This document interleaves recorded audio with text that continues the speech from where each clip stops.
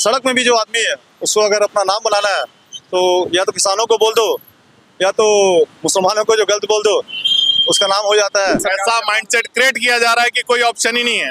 मतलब अब हिटलर से ही मतलब राशन लाना चाहते हैं शासन कि एक ही बंदा रहे और हिटलर से ही करे। अगर दाम बढ़ा है तो सुविधाएं भी तो मिल रही हैं। और पेट्रोल के दाम कल को 500 हो जाएंगे तब क्या करेंगे?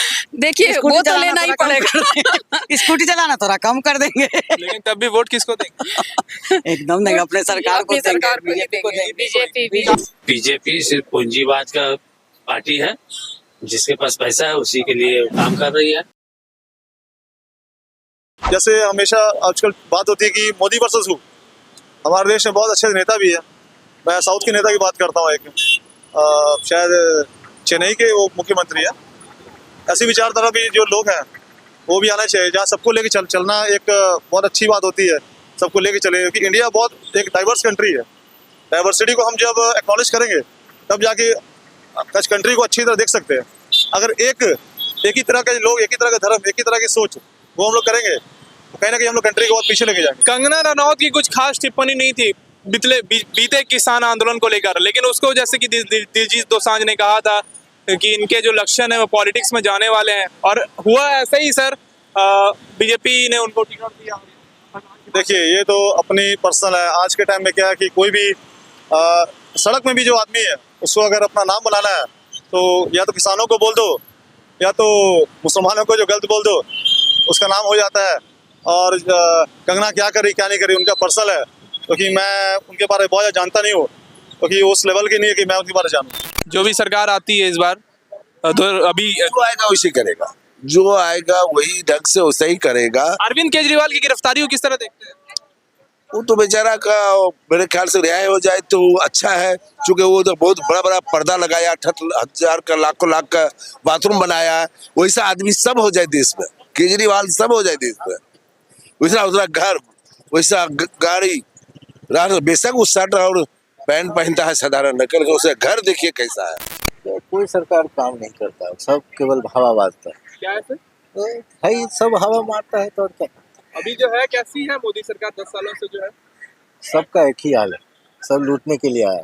तो बोल रहे हैं सब गरीबों की सरकार है, पूरा देश नहीं, जो आएगा लूटेगा, लूटना ही काम है सबका। तो अभी लोकतंत्र की क्या स्थिति है भारत में? लोकतंत्र है ही नहीं। कब से हुआ ये 2-4 साल से चल रहा है ऐसे ही। और अभी नफरत को किस तरह देखते हैं? धार्मिक उन्माद जो होता है एक दूसरे समुदाय के प्रति। नहीं, यहाँ तो ऐसा नहीं है, दूसरी जगह जैसा हो अलग बात है, यहाँ तो ठीक। इस बार मुद्दा क्या होगा सर सबसे बड़ा चुनाव में? बेरोजगारी भाई। बेरोजगारी? हाँ, बहुत बड़ा मुद्दा है। ये सब इंटरनल सिलेक्शन है, अंदर अंदर क्या बातें होती हैं, किसको क्या मिलता है, कौन कहाँ पर फ्रॉड करता है, तो उसको छोड़ के उसके पास, उसको छोड़ के उसके पास। जो सच है वो सच ही रहेगा, उसको आप चेंज नहीं कर सकते। आप गुमराह कर सकते हैं 5 साल के लिए, फिर 5 साल के लिए, लेकिन ऐसा नहीं है कि गुमराह जनता गुमराही होती चली जाएगी। ऐसा माइंडसेट क्रिएट किया जा रहा है कि कोई ऑप्शन ही नहीं है। मतलब अब हिटलर से ही मतलब राशन लाना चाहते हैं शासन कि एक ही बंदा रहे और हिटलर से ही करे। जो बंदा कोई बात बोलता है उसको खालिस्तानी है, वो आतंकवादी है, मुस्लिम है, फलाना ढिमकाना, जेल में डाल दे रहे हैं। केजरीवाल को जेल में डाल दिया, हेमंत सोरेन को जेल में डाल दिया। इसका क्या मतलब है? कोई भी अगर मान लिए पॉलिटिकल पार्टी है, कोई भी पार्टी, वो अब जब प्रचार ही करना बंद कर देगी, आप उसको प्रचार ही करने नहीं दोगे तो विफल जनता को बस क्या दिखेगा? यही ना दिखे कौन है भाई, खड़ा कौन है। जब अकेला मैं ही दिखूंगा तो कहाँ जाएंगे? वो तो वोट करें या ना करें, उसको तो जीतना ही है। सरकार ऐसी हो ना जो कि जनता के जितने भी आजकल के जो जेन्युइन मुद्दे हैं उस पे काम करे, ना कि धर्म के मुद्दों पे काम करे। धर्म हमारा गुरुद्वारा का, हमसे क्या है, हमारा गुरुद्वारा है, हम गुरुद्वारे में पूजा करेंगे। हिंदू धर्म के मंदिर है, मंदिर में पूजा करेंगे। उसको रोड पे ना लाया जाए, पूजा स्थल को पूजा स्थल में रहने दिया जाए। भगवान राम जी को रोड रास्ते पे उनको ना बेचा जाए। इस तरह से सर जैसे आपको आप हर एक नारा बीजेपी का क्या यही नारा है, जो राम जी जो लाए हैं हम उनको लाएंगे। अरे सिख कम्युनिटी को कभी बोला है, सुना आपने कि फलाने सिख ने उसको लाया तो हम उसको लाएंगे? धर्म से हटकर विकास के मुद्दे पर कब होंगे? धर्म से हटकर पूरे इंडिया में अगर विकास के मुद्दे पे आप आओगे तो विकास का मुद्दा 0 है। कांग्रेस में कोई ऐसा नेता को उभर के आने नहीं दिया जाता है। और जो आना चाह रहे हैं तो उनके पास कोई ऑप्शन नहीं रह रहा है, इसलिए कि आना नहीं चाहते, नहीं दूसरे पार्टी ज्वाइन कर रहे हैं, या तो बीजेपी ज्वाइन कर रहे हैं या तो फिर निर्दलीय लड़ेंगे। यही हो रहा है। आपको क्या लगता है क्या होगा इसमें बदलाव होगा?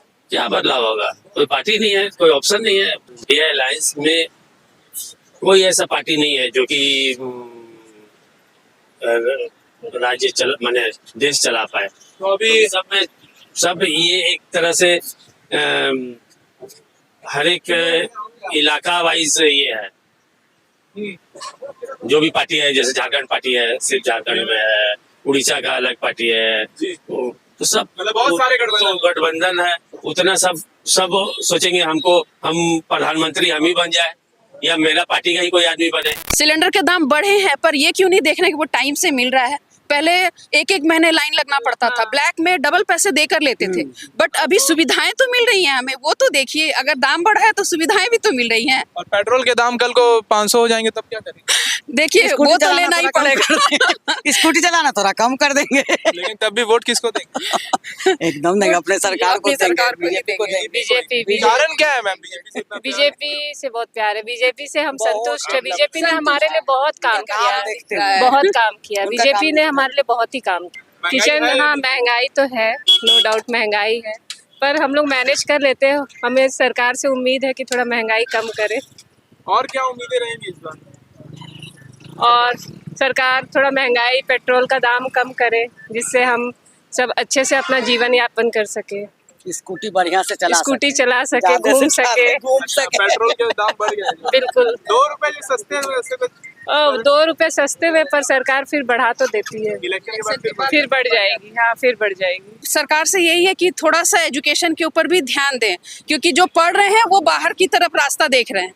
यहाँ पढ़े, यहीं अपने देश के लिए अगर कुछ सेवा करें तो ये हमारे लिए भी अच्छा है, देश के लिए आगे भविष्य के लिए बहुत अच्छा है कि बच्चे बाहर ना जाएं, यहीं रहें। अच्छा, युवाओं की क्या स्थिति है अभी भारत में? ग्रेजुएशन करने के बाद तो और भी मतलब कि चांसेस बढ़ जाते हैं बेरोजगार। अनएम्प्लॉयमेंट है, और वो जो है अभी एडवर्स सिचुएशन है। जिस लेवल पे हमारी अनएम्प्लॉयमेंट है, स्पेशली जब से AI आया है तब से आया है, रिसेशंस हुई हैं, काफ़ी जॉब्स गई हैं, तो ये एक बहुत बड़ा मुद्दा है। महंगाई तो है और हमेशा से बढ़ती ही रही है। हमेशा से बढ़ती रही है जी बिल्कुल, ग्रेजुअली हर साल पे आप देखिए तो कुछ ना कुछ रेट्स में तो चेंजेस आते ही रहे हैं। अभी 100 रुपए सिलेंडर सस्ते किए हैं रूलिंग गवर्नमेंट ने, जी। फायदा होगा उससे? बिल्कुल होगा, आपके बजट पे उसका असर पड़ेगा। जो हाउसवाइफ्स हैं उनके बजट पे इसका असर आएगा। देखिए, मुद्दा ये कि एजुकेशन और जॉब से बड़ा उनके जो अंदर में एंटरप्रेन्योरशिप जो है, नई जैसे मतलब कि मैं बहुत से कंट्री की बात करता हूँ, वो जॉब को तो करते हैं, लेकिन नई अपॉर्चुनिटीज बहुत क्रिएट करते हैं। तो एजुकेशन, मेडिकल फैसिलिटीज़ और एक जॉब, ये 3 जो है ये प्रायोरिटी होनी चाहिए। एजुकेशन के बाद जो उनको जो नौकरी और बाद में उनको जो अलग अलग जो सुविधाएं जो मिलनी चाहिए उनको, वो नहीं मिल रही है। तो मायूसी है युवाओं में। आप जैसे देखेंगे, एक आर्मी बहुत बड़ा सेक्टर है जहाँ युवा जाते हैं, उसे भी 4 साल का जो कर दिया है, अग्निवीर जो कर दिया है। आपको मैं एक बात बताना चाह रहा हूँ कि जो गोरखा जो लोग हैं, हमारे जो गोरखा रेजिमेंट, नहीं गोरखा लोग हैं, बहुत बड़ी संख्या में वो इंडियन आर्मी ज्वाइन करते हैं। आप देखोगे जो अग्निवीर वाला जो हुआ है, अग्निवीर के चक्कर में वो चाइना की तरफ से जा रहे हैं, वहाँ पर वो ज्वाइन कर रहे हैं। हमारे लिए बहुत खतरे की बात है कि जो गोरखा जो है बहुत ही बड़ी शक्ति है, जिन्होंने हमारे देश में हमेशा आर्मी में जाके हमारे देश की रक्षा की है। तो वो लोग अगर चाइना से लड़ेंगे, हमारे लिए अच्छी बात नहीं है।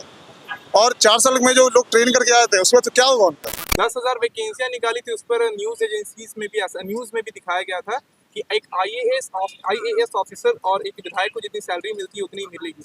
इसका क्या तुक बना एक वॉर जोन में जाने का? कोई मजबूरी है या शौक से जा रहे हैं इजराइल में, जहाँ पर ऑलरेडी नहीं, ये तो मजबूरी है ना। जैसे वैकेंसी निकले तो सब उसी में जा रहे हैं कि हाँ, हमें भी नौकरी की उम्मीद में कि हमें नौकरी मिलेगी, सरकारी नौकरी की उम्मीद में सभी जा रहे हैं।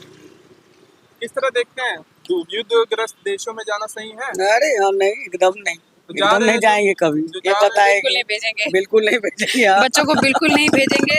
सरकार बच्चों को एजुकेशन इतनी अच्छी दे, खासकर झारखंड में कोई अच्छा कॉलेज नहीं है, बेंगलोर जाना पड़ता है, पुणे जाते हैं।